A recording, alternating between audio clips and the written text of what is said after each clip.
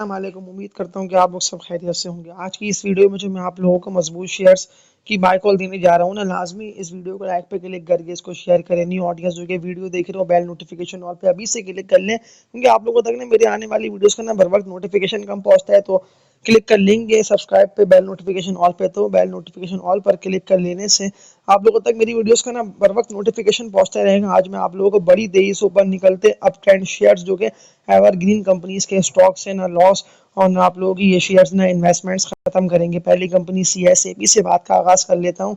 लाजमी आज की वीडियो को मेरी कंप्लीट देखिएगा, मुझे कमेंट्स करके बता भी दें आप लोगों ने ये शेयर्स बाय करे हुए हैं या नहीं करे हुए हैं। आप लोग वेटिंग पर है कि मजबूत शेयर्स की बाय कॉल आएगी तो फिर तब ना हम स्टॉक्स में एंट्री मारेंगे।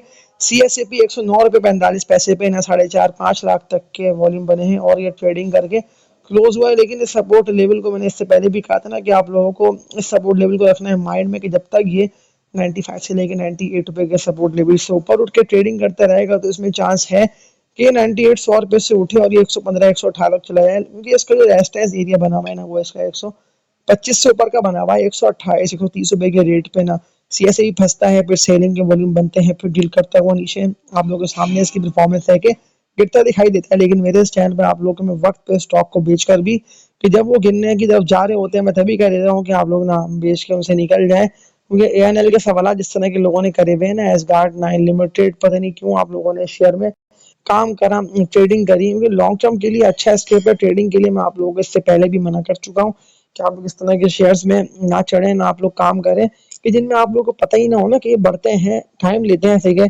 5 6 महीने हो सकता है, साल 2 साल भी स्टॉक्स जो कि अपने फेज नहीं कंप्लीट कर पाते ना एकोमोलेशन का, वो टाइम इतना ले लेते हैं। तो मैं तभी तो कहता हूँ ना आप लोग ना ऐसे शेयर्स में काम करेंगे जिनमें नुकसान का चांस 0% हो, क्योंकि नुकसान के चांस खत्म करने की बात कर रहा हूँ। अगर आप लोगों को हो रहा है या 0% वाला जो शेयर है जिसमें कोई भी चांस नुकसान का नहीं है, इसका नेम है Engro holdings limited, Engro H इसका कोड है। इसके एनालिसिस देख लेते हैं कि इसके सपोर्ट लेवल क्या बनते हैं, कहाँ पे इसमें एंट्री मान लेना बनती है, इसके टारगेट्स क्या बनते हैं। 205 तक ये पहुंच चुका है, लेकिन ये जहां से रिवर्सल लेके 23 ऊपर गया है ना, वो उसको 160 से लेके ना 165 170 रुपए का रेट है। कम से कम लोअर लो से भी ये 30 35 रुपए बढ़ा हुआ है। और मुझे अभी यही लग रहा है कि जी जैसे ही अपने इस रेजिस्टेंस एरिया को कि अनकरीब है कि इस रेजिस्टेंस एरिया पे जाके टकराए, जो कि इसका 209 रुपए से लेकिन 210 और 212 रुपए तक का बना हुआ है। 210 रुपए से ये उठता है और ये कोशिश करता है अपने रेट्स को सस्टेन करने की, और वॉल्यूम साथ दे देते हैं तो फिर ये सीधा आप लोगों को 222 तक निकलता दिखाई देगा। लेकिन 222 रुपए का माइंड में रखे, इसको बेचिएगा नहीं अगर ये गिरता भी है, क्योंकि गिरते हुए सपोर्ट लेवल जो है ना इसका बना हुआ है 192 टू 190 रुपए तक का। 188 पे भी अगर आता है तो बाइंग ही जनरेट होगी। तो दोनों मजबूत शेयर्स हैं। अब वर्किंग करके अपनी मेरी पिछली वीडियोस को देख के फैसला करिएगा ना कि आप लोगों का स्टॉक में काम करना बनता है या नहीं। अब लोग सवालात कर रहे हैं कि एवीएन की तो आप बता रही नहीं है, बाय कॉल दे रही नहीं है, ये स्टॉक तो बड़ी तेजी से ऊपर जाएगा।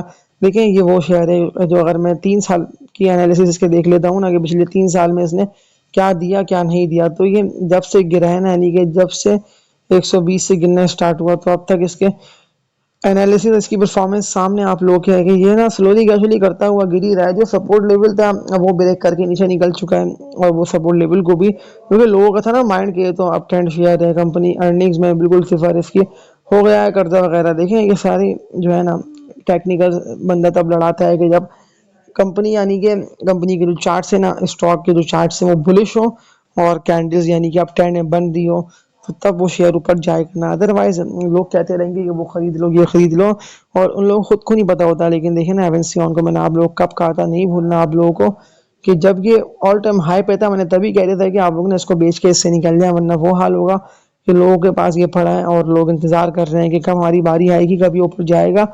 हप्को का क्या करें, हप्को में न्यू बाइंग बनती है तो हप्पा पर कंपनी की एनालिसिस देख लेते हैं। 148 रुपये 14 पैसे पे जो स्टॉक क्लोज हुआ लास्ट 35 लाख तक के वॉल्यूम बने हैं, और इस सपोर्ट लेवल के पास ये पहुंचने ही वाला है, क्योंकि इसका सपोर्ट लेवल एक वक्त तक था। लेकिन 152 रुपये का रेजिस्टेंस एरिया इसको ब्रेक करना बहुत ज़रूरी है। 100 रुपये से अगर आप लोगों ने इसको बाय करा होगा तो जिन लोगों के पास 100 वाला 105 वाला 110 वाला भी पड़ा होगा, तो वहां से भी अगर कैलकुलेट कर लेते हैं तो 50 रुपये तो प्रॉफिट कम से कम आप लोगों को ये शेयर देकर जा रहा है। तो मैं तभी तो कहता हूँ ना कि हमेशा नीचे गिरते हुए स्टॉक को बाय करना है, और जैसे ही ऊपर निकला तो वो वक्त होता है कि हमें स्टॉक को फिर बेचना भी होता है, बेचने का भी फैसला कर लेना होता है।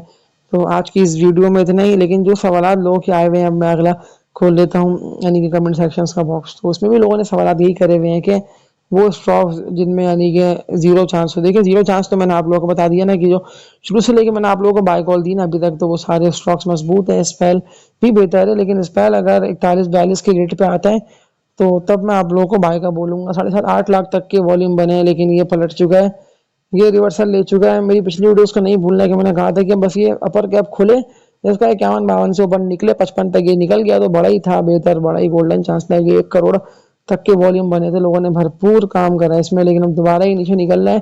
तो ये कितना नीचे आएगा ये वहां से मुझे जिस तरह के सेलिंग के वॉल्यूम बनने और जिस तरह की शेयर गिर रहा है, तो समझ तो मुझे यही आ रहा है कि स्पेल जो है ना वो नीचे निकलता हुआ आप लोगों को बआसानी जो है ना 41-42 के रेट पे आके ट्रेड करता दिखाई देगा। तो स्पेल को आप लोग हमेशा लोअर रेट पे माइंड में रखिएगा कि हमें डिप पे इसमें काम करना है, क्योंकि ये इसी तरह से स्लोली ग्रेजुअली करता हुआ ना ऊपर जाएगा और ये तो बआसानी आप लोगों को 56-57 को भी ब्रेक करके इससे भी ऊपर निकलता दिखाई देगा।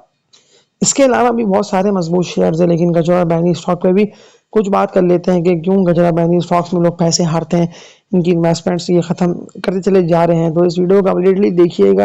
ये सारे बैनी स्टॉक्स हैं, PIBTL, FDPL हो गया, इलेक्ट्रिक WTL, लेकिन AKBL का आप लोगों को नहीं भूलना कि टारगेट AKBL का मैं आप लोगों को एक ही दे दूंगा, लेकिन वो टारगेट देने से पहले इसके कुछ यानी कि पुरानी एनालिसिस देख लेते हैं, यानी कि पिछले मंथ के इसके चार्ट्स देख लेते हैं कि जब ये था ट्रेड कर रहा ना 48 से 50 पे, तो अभी मैंने कह दिया था कि ब्रेकआउट है, ये आप लोगों को बड़ा नफा देके जाएगा। देख लें 48-50 वाला शेयर, लेकिन अगर आप लोगों ने इससे ही पहले इसको बाय करा होगा ना, जब ट्रेड कर रहा था 29-30-35 रुपए के रेट पे, तो 30-35 रुपए से भी ये स्टॉक कितना ऊपर गया ना, 35 रुपए वाला शेयर ऑलमोस्ट 70 रुपए हो गया। यानी कल ही यानी कि जुम्मे के दिन ही आप लोगों के 68 रुपए 25 पैसे ने, यानी कि हर बढ़ता हुआ दाम जो है ना इसको होल्ड करने का है ना बेचने का है। और न्यू बाइंग मैं आप लोगों को देखें इसलिए मना कर रहा हूँ कि अभी ऑल टाइम हाई पर है, फिर आप लोग नुकसानात करेंगे, इन्वेस्टमेंट्स अपनी साफ करेंगे और सवालात करते रहेंगे कि अब तो ये शेयर गिरे पे गिरे आ रहा है ना, ऑल टाइम हाई पर है।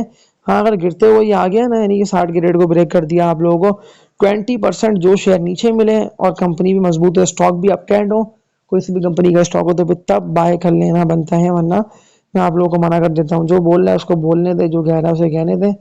बस आप लोगों को ये समझ लेना है कि हमेशा नीचे यानी कि डिप है स्टॉक में बाइंग करनी है, स्टॉक को एक्यूमुलेट करना है, बाइंग का ऑर्डर लगा लगा के जमा करना है, और जैसे ही ऊपर जाए, जैसे ही ऊपर निकले, तो वो वक्त होता है कि बेचो और बेच के स्टॉक से निकल जाओ और दूसरी कंपनीज के स्टॉक्स में शिफ्ट हो ना, क्योंकि मार्केट आप लोगों को मौके भरपूर दे रही है सारे।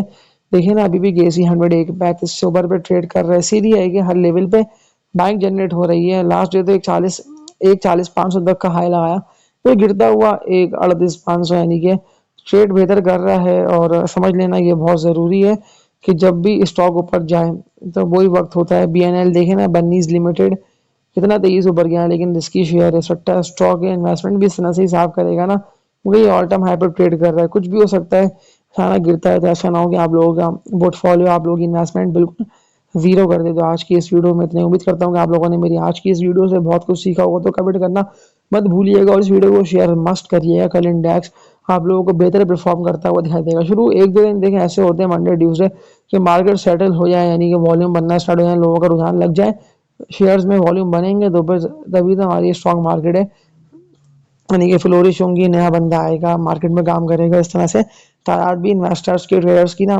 PSX में बढ़ेगी। तो आज की इस वीडियो में इतना ही, अब तक के लिए अपना ख्याल रखिएगा आप लोग सब। अल्लाह हाफिज़।